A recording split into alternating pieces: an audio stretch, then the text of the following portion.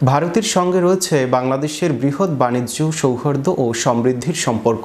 এই সম্পর্ক আরও জোরদার করতে বিভিন্ন উৎসবে জনপ্রিয় খাবার ও পণ্য পাঠানো হয় ভারতে।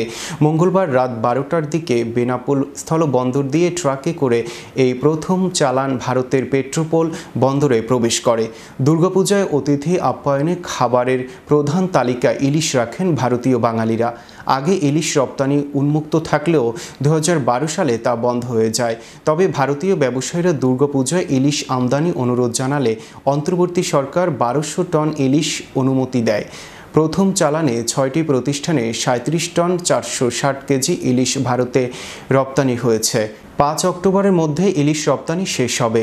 ভারতে ইলিশ রপ্তানি দুদেশের মধ্যে বাণিজ্য ও সৌহার্দ্য বন্ধন আরও জোরদার মনে করেন রপ্তানিকারকরা। এদিকে ভারতে ইলিশ রপ্তানির খবরে দেশের বাজারে বেড়েছে দাম। 1 মাস আগেও প্রতি কেজি ইলিশের দাম ছিল 1400 থেকে 1500 টাকা, যা বেড়ে দাঁড়িয়েছে 2200 থেকে 2500 টাকায়। তবে সরবরাহ কম থাকায় দাম বেড়েছে বলে দাবি করেছে বিক্রেতারা। গত বছর বেনাপোল বন্দর দিয়ে রপ্তানি হয়েছিল 532 মেট্রিক টন। কেজি ইলিশের দাম 2500 টাকা ভাই।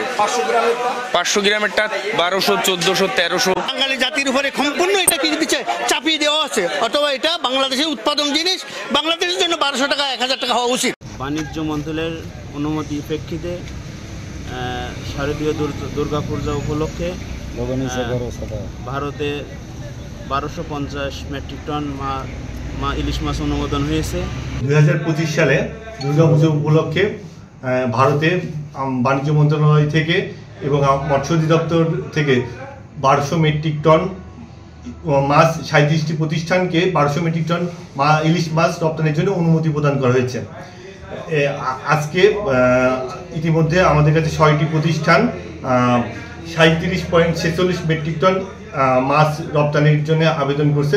আমরা তাদের অল্টারনেটিভ এবং অন্যান্য পরীক্ষা প্রদান শেষে স্বাস্থ্য সনদ প্রদান করছি এবং তাদেরকে মাছ রপ্তানি করার জন্য অনুমতি প্রদান করছি।